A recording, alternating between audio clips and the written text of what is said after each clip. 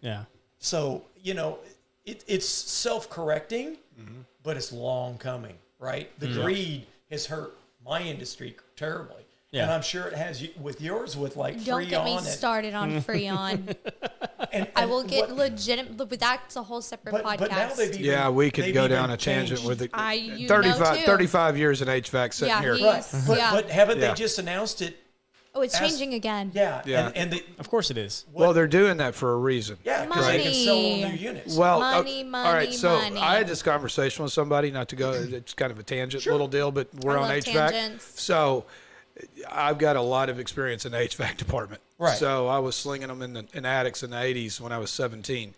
And what happened with the way they used to build air conditioning, and I watched this for a fact. General Electric was in Tyler, Texas. My dad used to put screws in them. That was his job, was to put them together. Right. Well, he got into the sales program, and that's when they put Snowball. And for those listening that don't know what Snowball is, Snowball was one of the first train compressors ever manufactured. And they wanted to show the life expectancy of a train compressor. So they set this thing and hooked it up. It was running. No fan.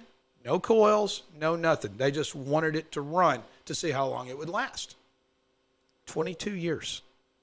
22 years this thing ran.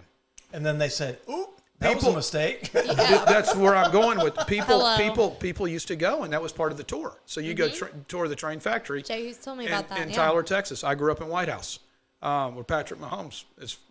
Played football. I went to the same high school. So.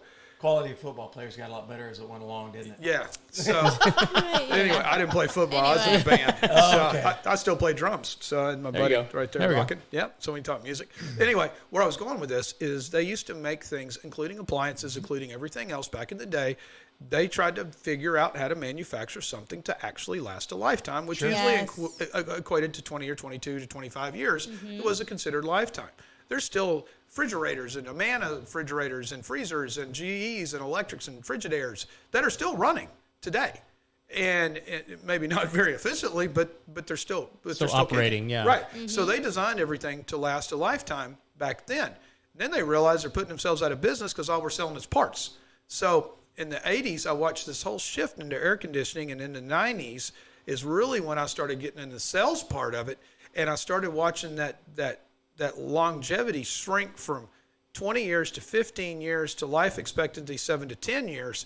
So when I started selling them for a company out of Naples, Florida, after I'd thrown them in attics between Texas and Kentucky, and all kinds of different applications and all that stuff, they were 22 years, pretty much lifespan.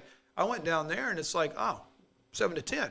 Why? Environment? It's like, the salt water will eat the coils away, and they won't last as long depending on how far you are. But then I'd go see a General Electric that had been manufactured, and it's on the water, on a high-rise, on a condo, and the thing was built in 1975, and it's still running. The cabinet's completely rusted away from it, and it's still cooling. But I'm sitting here going to tell them their new replacement's going to last 7 to 10 because they're designed to fail. Sure. And then when they designed them not failing fast enough, then they changed the refrigerant. And that's when the Puron came out with Carrier, environmentally friendly refrigerant, R410A.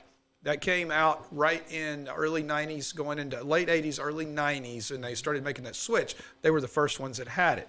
And then everybody else is like, well, Carrier figured something out. So when they started figuring that out, everybody jumped on the bandwagon. So we had this whole R22 to R410A switch, and everybody's like, oh my God, I can't get R22. Yep, they will. They just doubled the price on it. And then they started slowly just like putting down manufacturing, so that way supply and demand drove cost. Sure. So very shortly, and everybody's like, oh, we just got into R410A. No, we didn't. We've been in R410A since the 90s. The thing about it is it feels like it's new because they produced R22 until a couple of years ago. So a lot of people haven't even got past the R22 to R410A switch, depending on what type of contractor you are. Right. The ones that are on their game, efficiency, like Jehu and JoJo, they know what, Mitsubishi mini splits. They got the technology's there. But if you're dealing with an old school guy, Billy Joe, Bobby Sue, whatever his name, from, little podunk town in nowhere land, they're still slinging air conditioning, and they just switched over. Joe Bob. That's what he's looking for.